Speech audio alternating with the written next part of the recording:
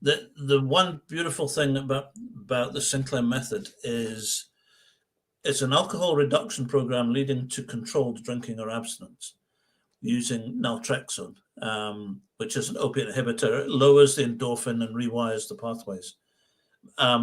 But the nice thing, and we've always said it, Katie, is that the nice thing about the Sinclair Method is it's a very kind way of dealing with alcohol addiction. It's a very compassionate, it's a very forgiving, understanding, loving process of how to deal with alcohol dependency. And what we mean by that is abstinence-based programs will work for a lot of people, but when people stop drinking, the current process is if someone is struggling with their alcohol intake, they stop drinking and you then don't drink again for the rest of your life. And you have to spend the rest of your life fighting the craving. The addiction and the craving is specifically for endorphin. So the brain is craving endorphin, it's wanting endorphin, it's needing endorphin, it's addicted to endorphin. So when people stop drinking, the logical approach is remove the alcohol and you remove the problem. But if you remove the alcohol, you also remove the endorphin that the brain is addicted to. And that then creates craving. It's the craving that creates, there's about a 90% relapse rate in abstinence-based programs. My background was working in rehab centers. So the challenge with abstinence-based programs is that if someone then goes through a trauma or a life situation or the loss of a loved one or a breakdown of a marriage, or someone I was speaking to today was Army, ex-Army, they were forces. So PTSD, memories, Army situations.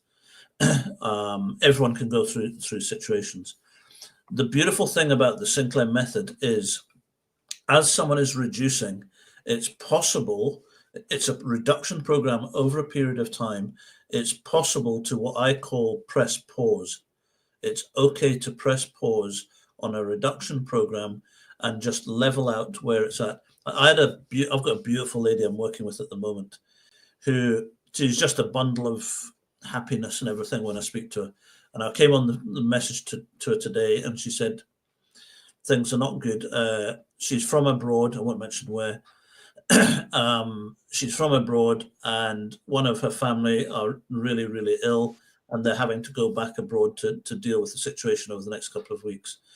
And the crazy thing about it was my advice to her was, okay, we'd been through a reduction program for the last 6 or 7 weeks. She was doing really well.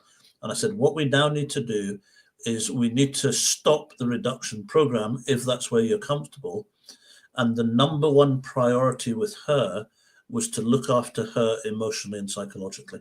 Mm-hmm. And if she was on an abstinence-based program, she would be having to deal with the life situation and also dealing with the craving and the battle and the struggle and how am I going to cope with the loss of a loved one, which is what's going to be happening, without having to have that drink. I'm fighting the craving, I'm fighting the emotional battles, the triggers. How can I fight that? So I basically said to her, I said, listen, for the next 2 weeks, take your medication 1 hour before you drink alcohol. And listen, if you go away and have a drink, and if your alcohol intake increases over that period of time, we've learned from experience, it does not matter. Because the dust settles emotionally and psychologically from the situation, the volume of alcohol will drop back down to where it was a week ago. And I've seen it happen again and again and again. So I said to her, listen, take time out from the reduction, keep taking your medication, but it just, and then you could see her whole face just go, wow, what, relief. Really? I can do that. Because she was so like, I'm on my program, I've got to keep doing it. And I said, listen, scrap it. The next 2 weeks, the only goal that you have is to look after you. And there's not another program.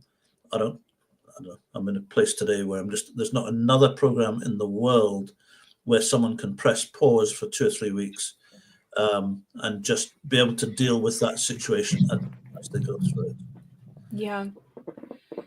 Yeah.